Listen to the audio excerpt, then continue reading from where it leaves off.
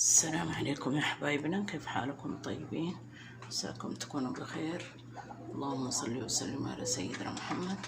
جمعة علينا وعليكم مبارك. مسوية اليوم شاهي بالحليب عشان أصحصح. دحين أصبه في الثلاجة. نسوي رز أحمر. دحين أصب الشاي هنا. غسلنا الصحون.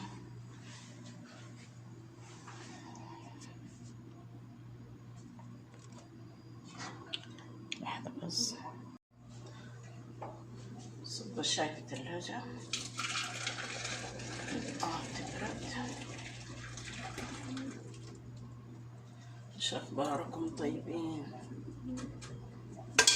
كل سنة وانتم طيبين. الله يبلغنا رمضان غير فاقدين ولا مفقودين إن شاء الله. دحين أصب لي الشاي.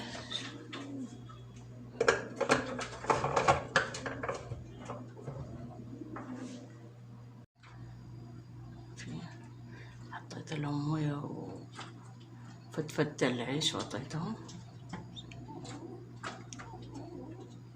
أحلى منظر، واليوم الجو مغيم. أصب الشاي.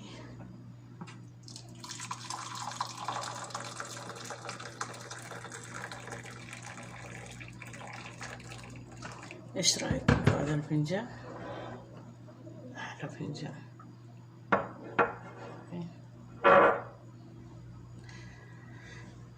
دحين أقطع القوطة والجنزبيل والثوم والفلفل الأخضر، هو صار كان أخضر بس صار أحمر. يلا شوية وأرجع لكم. شوفوا زينة رمضان، جبناها لسه بس ما علقنا.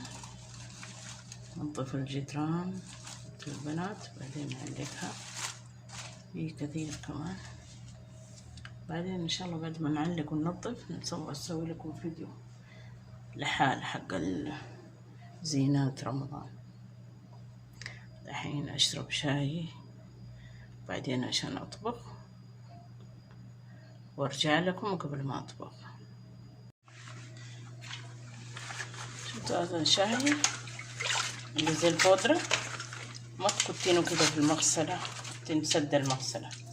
تجيبين الصفاية الكبيرة والصفاية اللي تكون ناعمة زي كده، تكون هذيك اللي كبيرة هذيك ما تمسك، يطلع منها هتسد المغسلة حقتك حق المطبخ. وكده جيبي الصفاية زي كده حطي فيه، شايفين ما في ولا نقطة. شوفوا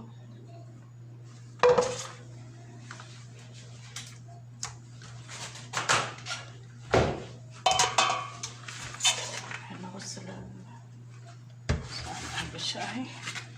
أنا أخلي مطبخ نظيف بعدين أطبخ، كذا ما أرتاح.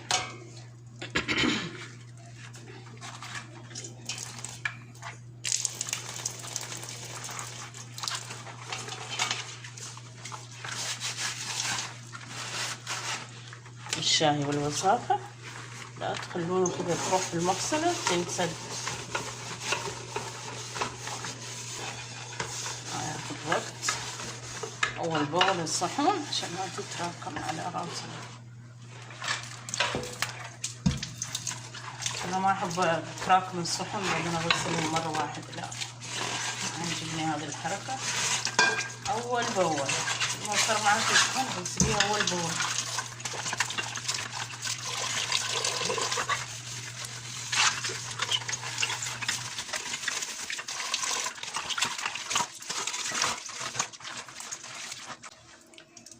نظفنا القدر ونروح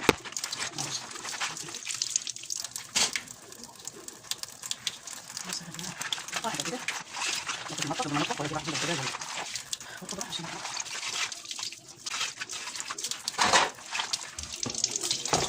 هذه خرقة المطبخ نمسح فيها وغسلينها كمان.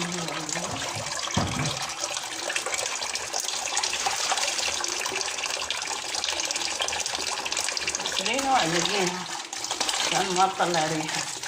الله يهديهم بنات يغسلونها يكمكمونها كذا، شايفين كذا تطلع ريحة.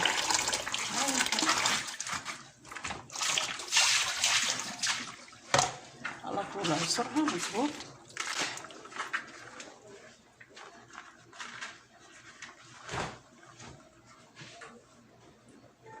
علقها شوفوا هنا كده فوق الكرسي عندك علاقة حطي فيه، أو روحي على بلكونة على سطوح هناك نشري على حسب ظروفك. غسلنا كل صحون وكل شيء. أطبخ بعدين أنا أغسل المغسلة بالصابون وده غسيل عشان لسه قرانا الدجاج مرة واحدة. بس أهم شي ما في صحون، وغسلت كل شيء عشان أطبخ وأنا مرتاحة. نجيب الأغراض وبعدين نرجع لكم. شايفين يا حبايبنا جاب المقاضي. دحين نسوي رز. تعالوا معايا شوفوا شو نسوي. دحين أطحن البوطة والثوم والفلفل الأحمر مع بعض عشان الكشنة.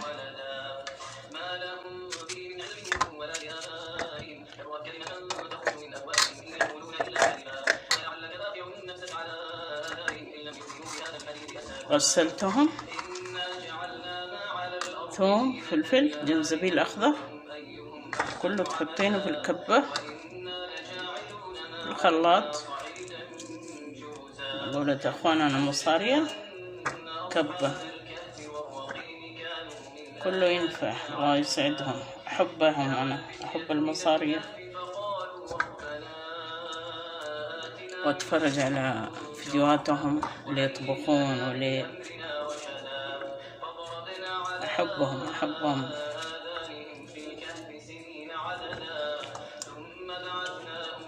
طبعا أول شيء نحب المملكة العربية السعودية اللي عايشين فيها. الله يسعدهم، مكة ومدينة، أهلهم طيبين، حكومتهم طيبة، الله يسعدهم. حطينا كل شيء مع بعض. وملوكهم والله طيبين، الله يسعدهم يطول أعمارهم، الله يسعدهم دنيا وآخرة. دحين حطينا ثوم جنزبيل أخضر وفلفل أخضر وقوطة وطحنوا مع بعض. بس لو كان في بصل كان حطينا، نسيت أقوله جيب بصل، بس يلا يمشي. طحنوا وارجع لكم، وقطع الدجاجة بعدين أرجع لكم لما نطبخ. ركبنا القدر يا أحبابنا.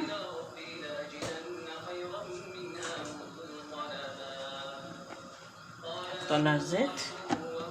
سوي رز أحمر بالدجاج. أحط إيش؟ حبات الحلبة، شايفين؟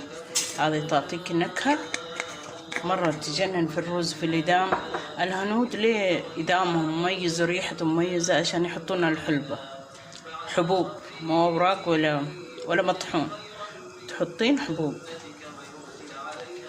فنبدأ بسم الله الرحمن الرحيم. قطعت الدجاج وغسلتها. دحين نرخي النار عليه عشان لا ينحرق.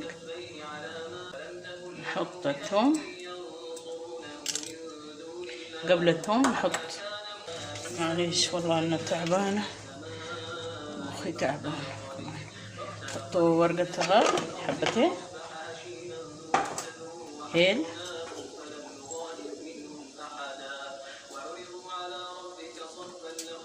شايفين؟ حنية حطي ثابت، أنا ما عندي ثابت فهذا أحطه. تحطين نارجين، لوز، أي شيء، أي مكسرات عندك حطي، تعطيك نكهة تجنن. هم هنود أكلاتهم ليه حلوة عشان يحطون معاها مكسرات. الحين نحط عليه توم.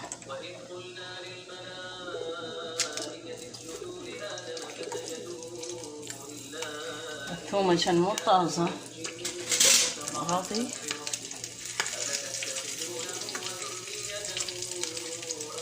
أصك على البوتاجاز لأنه قاعدين نحرقه قبل ما أحط الدجاج. طيب أنا بدون ما أقطعه أحطه كده، شايفين؟ الحين شوف الدجاج غسلتها وقطعتها من هنا وهنا عشان تنطبخ مظبوط. دجاجة كاملة أحطها، انتم على كيفكم تقطعوا. غسلت يدي.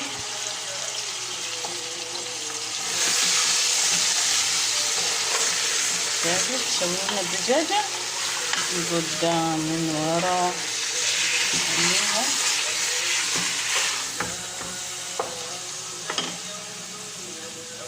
ولعنا النار، رخين عليه عشان الدجاجة تطلع الموية حقتها زي كل مرة ما نقول لكم. شايفين؟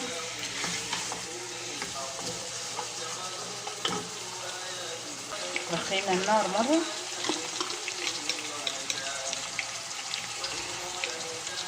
وهذا نعناع ناشف، عندك أخضر حطيه مو مشكلة.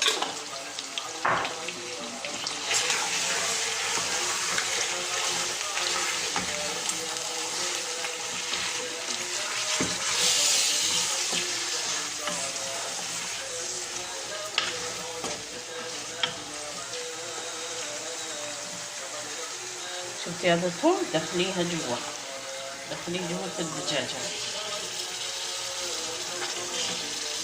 شايفين؟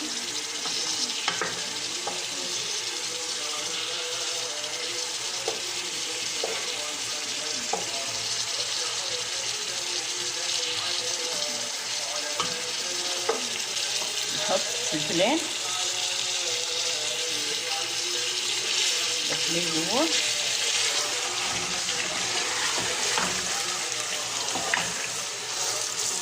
أغطي عليه على نار هادية. بعدين أرجع لكم. أيوة يا حبايبنا، نحط الحين بهارات كركم وكمون وشمر وفلفل أحمر.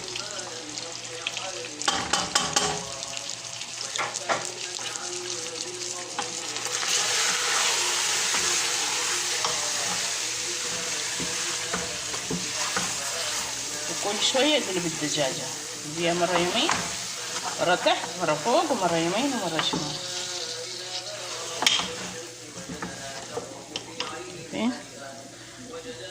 اجيب الصلصة وارجع لكم. ايوه يا حبايبنا، رجعنا. نحط الصلصة، حطينا الصلصة مع الزيت مو مع القوطة. احط كله عشان يصير احمر دم. عيالي يحبونه مرة يكون احمر. الحين الصلصة تنحط مع الزيت وخليه يتكشن في الزيت لينطبخ في الزيت مظبوط. بعدين حطي له بوطة، حطي له ايش تبين. مرة تحركينه تحت ومرة فوق، مرة تخلينه فوق ومرة تحت. يعني خليه كده بالصلصة شوية، بالصلصة تنطبخ عشان ما يعطيكي لون باهت حق الأكل، يعطيك لون ذهبي حلو. شوية وارجع لكم. شايفين كيف يتضاربوا؟ ترى ما يتضاربون، يلعبون مع بعض.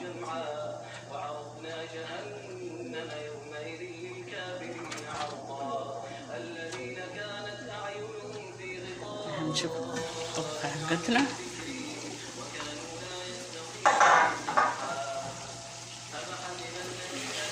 الصلصة اطبخيها مظبوط، يعطيك الرز والإدام لون ذهبي، لون ذهبي اللي في أكلات الهنود.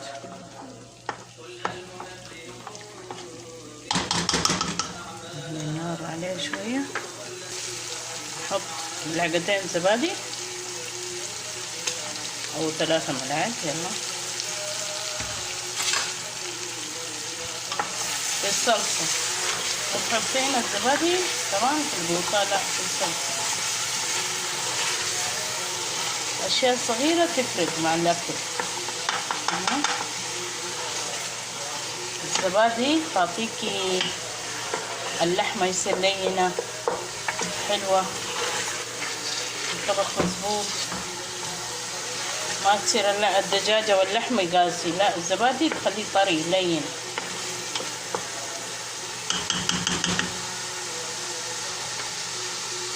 دحين اللي طحنا قوطة مع جنزبيل أخضر مع حبة ثوم وفلفل أخضر وكتو.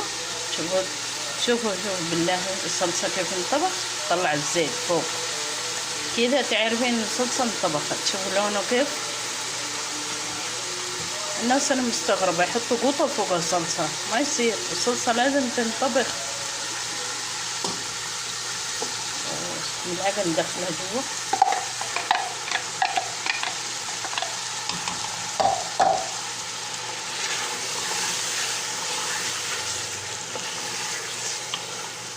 وشو يوم الجمعة يشغلوا سورة الكهف، يعطيك بركة وخير وينجيك إن شاء الله من عذاب القبر. الله يحفظنا ويحفظ كل المسلمين أجمعين ويطول أعماركم وأعمارنا ويبلغنا رمضان أعواما وأعوام يا رب العالمين.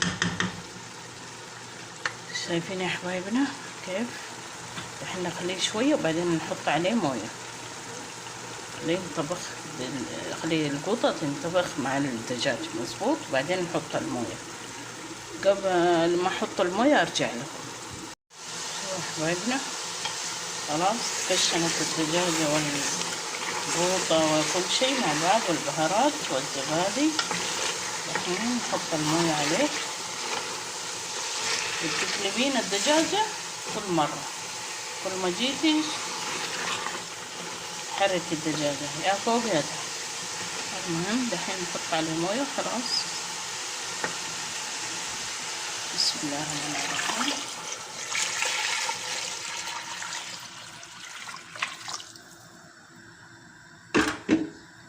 شايفين دحين نصيحة مهمة، لا تحطين الرز دحين، خلي دجاجة تنطبخ نهائيا. تعرفين الرز ينطبخ بسرعة والدجاجة حتقعد من جوا نية. ايش هتعطيكي ريحة زفر وريحة مو تمام واللحم ما حد يقدر ياكله. خليه ينطبخ مظبوط نهائيا. لما تشوفين الدجاجة خلاص انطبخت حطي الرز. ترى الهنود ما عندهم شيء، عندهم كل شيء طبيعي. نحن عندنا يعني ما شاء الله تبارك الله هنا في السعودية كل شيء فيه، بس ما يعرفوا يعني ما تكشنوا الدجاجة مظبوط، عشان كذا يطلع طعمها مو تمام. لازم تكشنين الدجاجة تطبخينها مظبوط.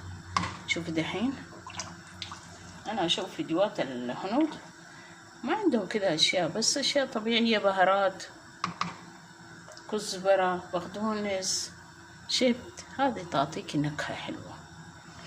دحين المهم خلي دجاج تنطبخ خلاص، تبي تاكلين بعدين حطي رز.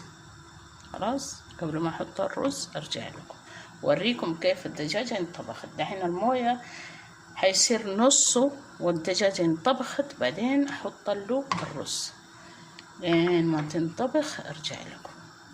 ايوه يا حبايبنا نسيت نحط الملح. دحين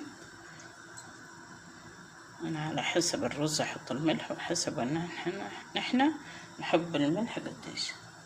عندي رز ما شاء الله اكل عيلة، فازود الملح شوية. ونرجع لكم بعد ما ينطبخ الدجاج.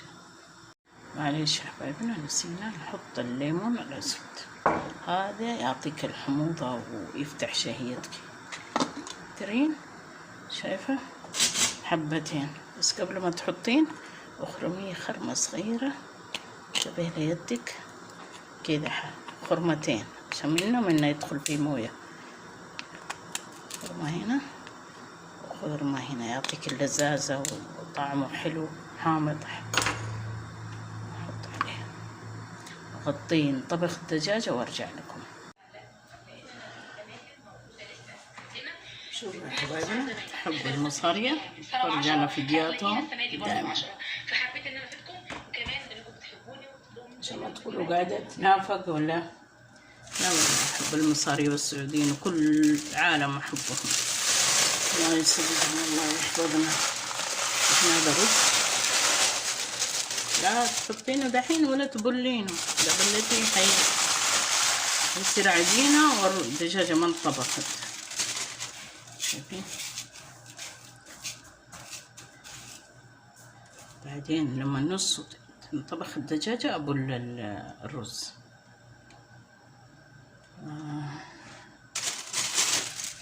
أوريكم حاجة زينة رمضان، هذه مرة عجبتني مرة، أبو ترتر هذه كذا تعلقينها على جدران مرة حلوة.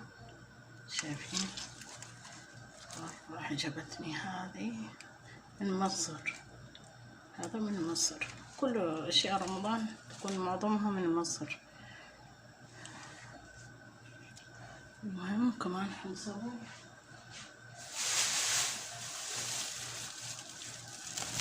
بعد ما نطبخ الرز نسوي بطاطس مقلي.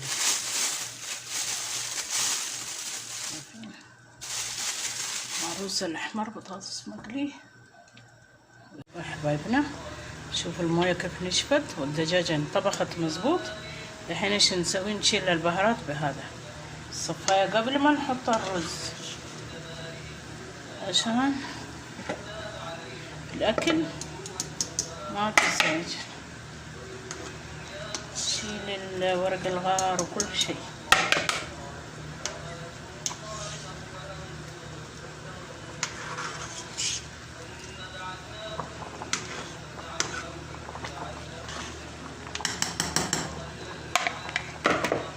راحت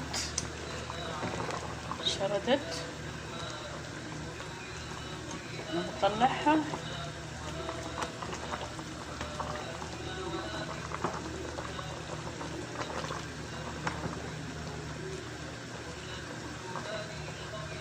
شايفين؟ هذه طلعيها خلاص انتهت مهمتها. ورق الغار والاشياء الكبيرة طلعيها. شوفي واحد تاني هنا.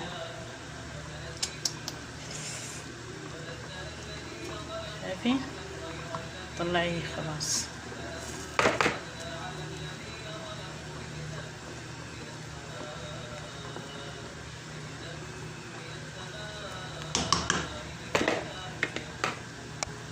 الليمون لا، الاشياء التانية طلعيها.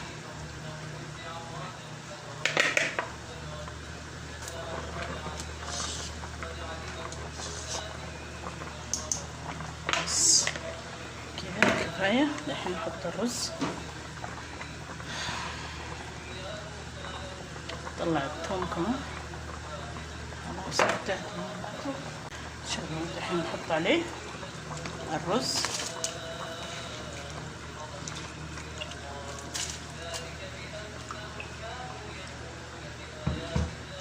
الرز غسلته مظبوط.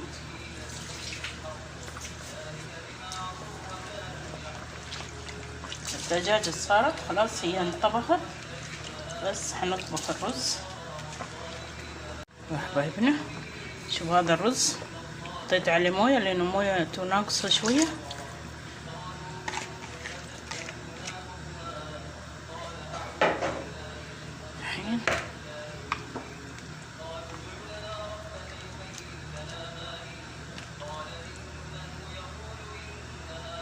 الحين نحط عليه الدجاجة. شوفوها انطبخت خلاص. شايفين؟ الحين نرخي النار عليه.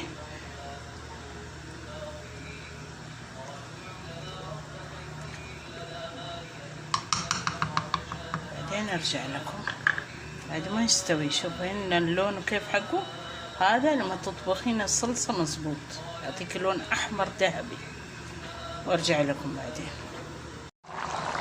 شوفوا يا حبايبنا حطينه موية ورد او موية كادي اللي عندك قبل ما تصكي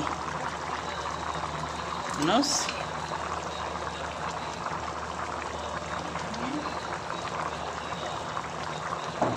خليه على نار هادية وننساه لين ينطبخ بنفسه. شايفين؟ الحين نخليه على نار هادية. قطعت الزبدة عشان تعطيكي نكهة حلوة. خلاص نصب عليه. خلاص نصب عليه دحين وننساه على نار هادية مرة. فاهمين؟ يلا بعد ما يستوي ارجع لكم. السلام عليكم يا حبايبنا. الرز استوى. شايفين؟ حطيت معاه قليت بطاطس. شوفوا الرز ما شاء الله تبارك الله زي حق المطاعم. اوريكم حاجة سويت له كشنة. شو هذا؟ كشنة بالزبدة والبصل والجزر والزبيب. هذه بعدين تحطين فوقه زي حق المطاعم بالضبط. يجنن يجنن.